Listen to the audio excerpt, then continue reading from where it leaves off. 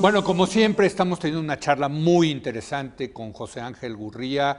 Él es secretario general de la Organización para la Cooperación y el Desarrollo Económico, la OCDE, exsecretario de Hacienda, exsecretario de Relaciones Exteriores de México. Y José Ángel, vámonos al tema de México. Decías tú que el mundo quizá vaya a crecer al 3.7, si no me equivoco.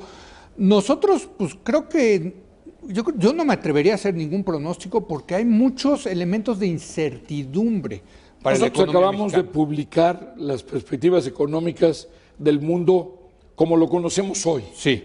Que también, si no, nadie publicaría nada nunca, Sí. ninguna proyección de nada, porque la incertidumbre cunde. Sí.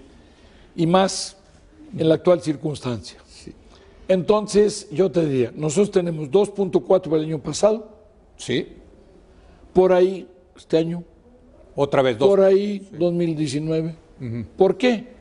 Porque México es un país que está cada vez más enchufado en el resto del mundo.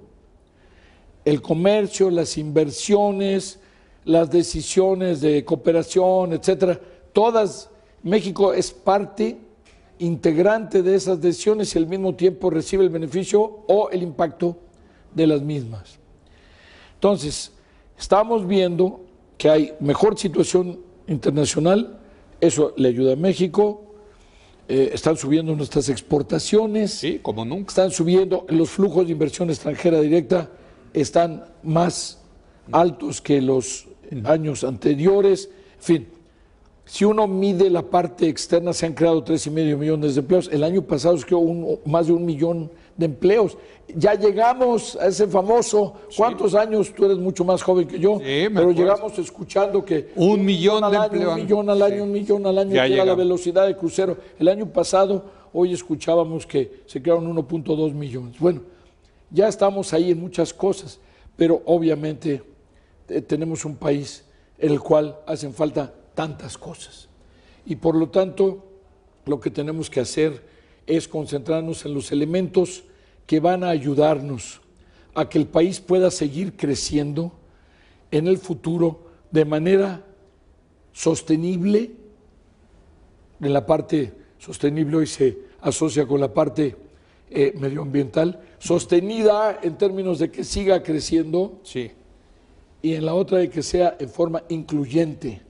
Quiere decir que recoja a todos aquellos Que se han que quedado se quedaron atrás Sí.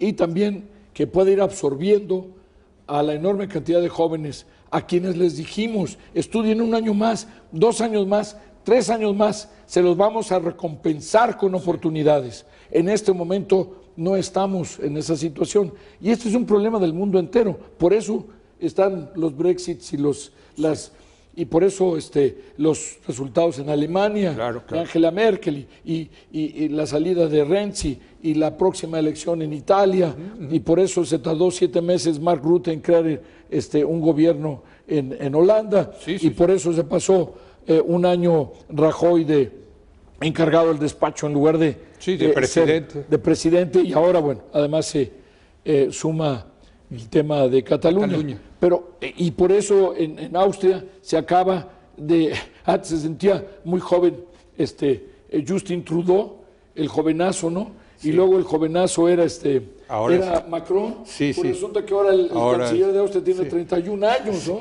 Sí. Oye, pero entonces, ¿qué pasa? Sí. Que estamos hablando de una perspectiva de México en un contexto complejo, difícil, pero en el cual tenemos además que concentrarnos en nuestras propias deficiencias, en nuestras propias déficits, en términos de todo lo que crea las condiciones para que podamos aprovechar la ola de la recuperación. ¿Por qué? Porque 2.4, bueno, pues está muy bien porque la OCDE está creciendo al 1.8, sí, pero nosotros necesitamos crecer al 5, sí, 100%. Sostenido para abatir la pobreza y para crear el número de empleos de calidad que requerimos. Déjame preguntarte, porque tú eres miembro de una generación política en México que tomó la muy importante decisión de abrir al país. Y parte de ese proyecto fue el Tratado de Libre Comercio de América del Norte, que yo creo que ha tenido resultados extraordinarios. Para mí, no sé qué piensas tú, ha sido el gran cambio que ha tenido este país en las últimas décadas. De acuerdo.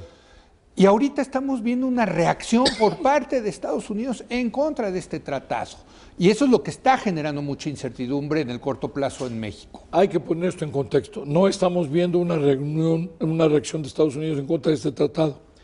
Estamos viendo una reacción explícita, expresa, del presidente Trump, lo dijo en Da Nang, en la reunión de la PEC, contra los acuerdos multilaterales como soluciones o como mejor forma para manejar los problemas.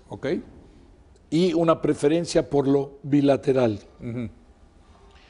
Nosotros en la OCDE, la razón de ser de la OCDE y todos los pilares que hemos creado a lo largo de 55 años son alrededor del multilateralismo, en donde siempre Estados Unidos era central en términos de este enfoque hacia hacerlo de manera colectiva, de manera asociada y de manera multilateral. Ahí sí hay un rompimiento. Estamos viendo aquí este cambio muy importante. No solo es un cuestionamiento, en algunos casos inclusive es decir, ya no quiero ir por ese camino. Entonces, en ese contexto hay que poner el TLC, que es, no estamos solos, pero francamente es poco consuelo, yo lo entiendo. ¿Por qué? Porque no es lo mismo cancelar el TPP, que no había empezado. Correcto. Que cuestionar el NAFTA. El tema es que el TPP no había todavía iniciado su operación. El hecho de que Estados Unidos anuncie que se sale del TPP, bueno, ahora los 11 países restantes quieren hacer uno regional, pero sin Estados Unidos, con la idea de que eventualmente se incorpore.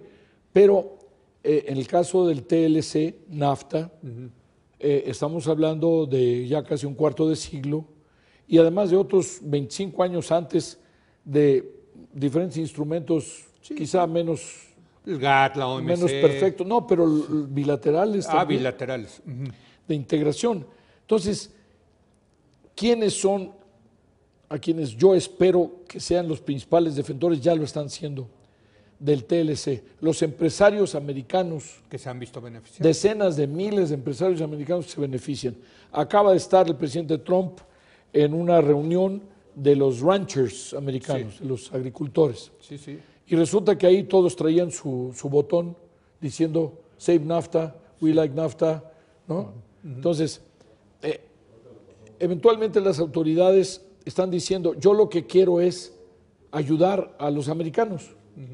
Entonces, America First. Y entonces, pero lo que están diciendo los empresarios es, no me ayudes, compadre, ¿no? Está bien, qué bueno que sea America First, pero para mí la forma de ir primero es asociado con, porque de otra manera no tengo la productividad, de otra manera no tengo la competitividad. Entonces, ¿va a sobrevivir el NAFTA, tú crees? Bueno, eso es lo que estamos en este momento discutiendo y hay una próxima ronda de negociación en Montreal. Va a ser bastante frío, entonces a ver si eso concentra la atención y nos obliga a darle un poquito de calor al NAFTA. La otra cosa es que hay constantes conversaciones, hay constantes diálogos, midiendo ya para el momento público que son las negociaciones, qué tanto se puede avanzar y en qué terrenos. Yo creo que los negociadores mexicanos han sido muy inteligentes. Muy buenos. Porque han sido competentes, han ido cerrando muchas cosas de las cuales no tenemos hoy suficiente conciencia, pero también han ido manejando con mucha inteligencia y mucha prudencia propuestas casi provocativas. Casi con ganas de decir, no hombre, pues vamos a romper porque eso ni a la esquina, ¿verdad? Entonces dejando de decir, mira, vamos a discutir eso en un momento posterior. Pero ¿qué pasa si se van acumulando una serie de elementos en los cuales sí hay acuerdo? Entonces eso se vuelve un activo de la negociación.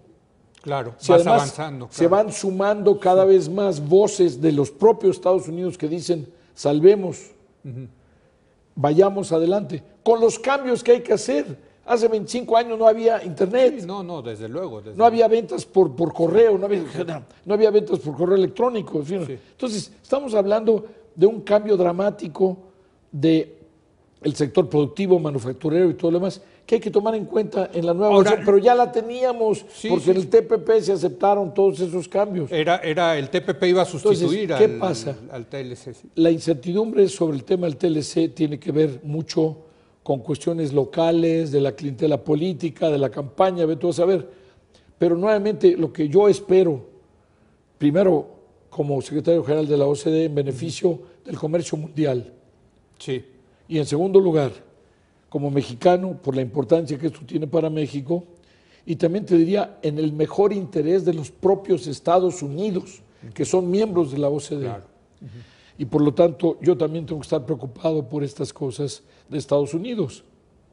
Es que haya una versión moderna y que todos podamos vivir con la nueva versión moderna para que siga dando los beneficios que tú has mencionado muy correctamente hace un momento. Como secretario general de la OCDE, ¿no te preocupa esta ola proteccionista que vemos en varios países de proteccionismo comercial? Me preocupa mucho, pero habría que decir que esto es el resultado precisamente de que de repente se nos cambió un elemento de la ecuación, son los propios Estados Unidos. Sí. Entonces, ¿cuál es el tema más difícil de hoy en las reuniones internacionales? Negociar el comunicado, porque primero hay que decidir si se puede o no, siquiera, hablar de comercio. En varias reuniones mundiales se ha decidido que no se iba a hablar de comercio, o que se iba a decir, por ejemplo, esperamos que el comercio siga dándole los beneficios que hasta ahora le ha proporcionado a nuestras economías, punto. Otro tema. Por favor, ¿no? Sí. Cuando menos antes había una frase sacramental que decía: nos comprometemos a luchar en contra del proteccionismo comercial, en todas las formas del proteccionismo comercial, y nos comprometemos a lo que se llama rollback, ¿no? Stand still, que era no hacer más proteccionismo. Y segundo, rollback quiere decir inclusive irle dando para atrás a los actos de proteccionismo que ya se tomaron. Bueno, esas frases sacramentales han desaparecido del mapa. Pero hoy. eso es muy... Bueno, pues es muy sintomático, pero además muy preocupante. Claro. Entonces, ¿qué pasa? Tú tienes, cada día se consolida más el bloque comercial más importante del mundo, que es Europa. Sí. De repente, el cliente más importante, Estados Unidos, les dice que ha cambiado su punto de vista y que quiere irse por la vía bilateral. En Europa no se puede. Legalmente no se puede. Si tú quieres hablar de comercio, tienes que ir a hablar con Cecilia Malmström. No puedes ir a Alemania a hablar con el ministro de Comercio de Alemania. Ni siquiera hay ministro de Comercio, hay un ministro de Economía. Sí. Entonces, todos los países de Europa así están en la misma situación. No puedes tomar una relación bilateral y decir, voy a escoger cambiar el tratado que tengo o los acuerdos comerciales con Alemania, pero no voy a cambiarlos con Francia o con Italia. Eso no se puede. Además de que no hay tratado, el TTIP, que era la negociación entre Estados Unidos y Europa, pues por el momento está congelada. Sí. Entonces, en Japón, bueno, pues, ¿qué pasó? Hay otros elementos. Japón, de Corea y de China, etcétera. Con China, bueno, China tiene 6 veces más superávit que México con los Estados Unidos. Sí, no, es impresionante. Ahí está el principal verdadero problema. Casi 50% del déficit de Estados Unidos es por China. Entonces, ¿qué sucede? Que el superávit de México, 50, 60 mil millones de dólares, está constituido por una exportación de 350 mil millones de dólares, de los cuales el 40% son productos americanos. Sí. Entonces, por eso cuando tú me preguntas, dice, bueno, ¿y qué piensas? ¿Va a haber TLC o no? Yo creo que sí, la respuesta es que sí. Ahora, tenemos unas señales muy importantes de los próximos días. El State of the Union Address de Trump. Que dicen que puede ser un momento en el que anuncie, en el que suelte la bomba, digamos. Vamos, ¿no? Él va a poner su posición frente al pueblo americano, no frente a la PEC y no frente a otros foros. Va a ir a Davos. ¿Qué quiere decir? Pues Davos es el multilateralismo. La catedral de la globalización. Esencial, ¿no? Bueno, yo quiero pensar que la catedral de la globalización es la OCDE. Pero. Bueno, es que está siempre, pero, sí, pero temporalmente sí, además se fundó mucho antes que Davos. Pero déjame decirte, yo soy del Consejo Directivo de Davos. Sí, sí. Ayer tuvimos una reunión telefónica del Consejo. Hay gente muy distinguida, Christine Lagarde del Fondo Monetario, Jim Kim del Banco Mundial, Jack Ma de Alibaba, y Carlos Ghosn de Automotriz, qué sé yo. Hay mucha gente muy distinguida, muy interesante. Ernesto Zedillo fue mucho tiempo parte de ese consejo y nos confirmaban que pues va Macron y va Merkel y va Gentiloni y va Theresa May, a contrario del año pasado en donde la figura fue el presidente chino. Ahora va a haber del occidente, digamos, por decirlo así, todos los líderes van a estar ahí. Entonces, estas son señales interesantes. Esto es a pocos días después hay que ver cómo se van a compadecer. Tener a Trump en Davos no es como tener a Lutero en la iglesia. Es un foro en donde cada quien va y dice su verdad y su historia. Sí, que está bien, ahí debe haber pluralidad. Es importante tener a la economía más importante del mundo, al líder de la economía más importante del mundo, con todas las implicaciones que tienen las decisiones americanas, que esté invitado y nos diga. Pero también porque él va a estar expuesto a estos mensajes, de decir, vámonos, sigamos por lo multilateral, fortalezcamos lo multilateral. ¿Por qué? Porque no solo es un tema comercial, se salieron del cambio climático. No, totalmente ya de anunciaron acuerdo. Que se salieron de lo de migración, se salieron de la UNESCO. Entonces, estamos hablando, bueno, el tema de Medio Oriente. Es que, a ver, yo creo que aquí estamos hablando del tema de aquí compiten, ¿no te parece dos racionalidades, José Ángel? Una, la racionalidad económica, y yo te diría que hasta casi de sentido común, de que lo que le conviene al mundo es el multilateralismo, la globalización, y la racionalidad del político que le tiene que entregar resultados a su base electoral, una base electoral aislacionista, nacionalista, nativista, como es la que eligió a Donald Trump. Déjame darte una respuesta a eso con un ejemplo.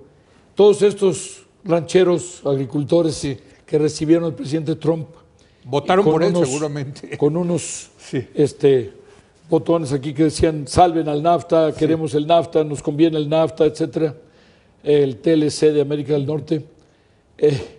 Votaron por él en los estados más agrícolas, digamos, votaron por él. Totalmente. Y sin embargo están diciendo, viva el NAFTA.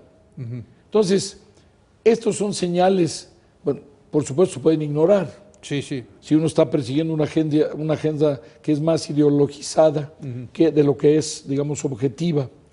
Pero también, de alguna forma, si él va a tener, no sé, 10, 12, 15 bilaterales ahí para aprovechar, ¿no? Porque pues, el discurso central es interesante, se calcula muy bien, se calibra muy bien, se escribe con mucho cuidado.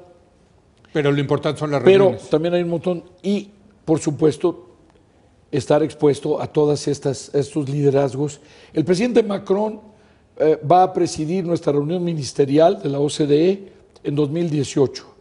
Y él dijo, el tema que yo propongo es la refundación del multilateralismo. Ah, mira, interesante, tratando de tomar ese liderazgo. Esto te lo digo, pues un ejemplo muy claro de por dónde andan los europeos, por ejemplo, ¿no? Claro, Merkel está un poquito ocupada en estos días en la formación de su propio gobierno, pero terminará la formación de su propio gobierno en algunas semanas y eventualmente estaremos otra vez ya con el liderazgo del dúo dinámico ahí de Francia-Alemania.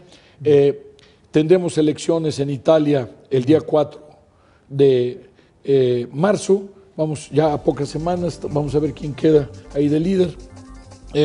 Y el Brexit está encontrando ya algunos caminos mucho más constructivos para poder encajar la decisión política de los ingleses con las realidades económicas de los otros 27.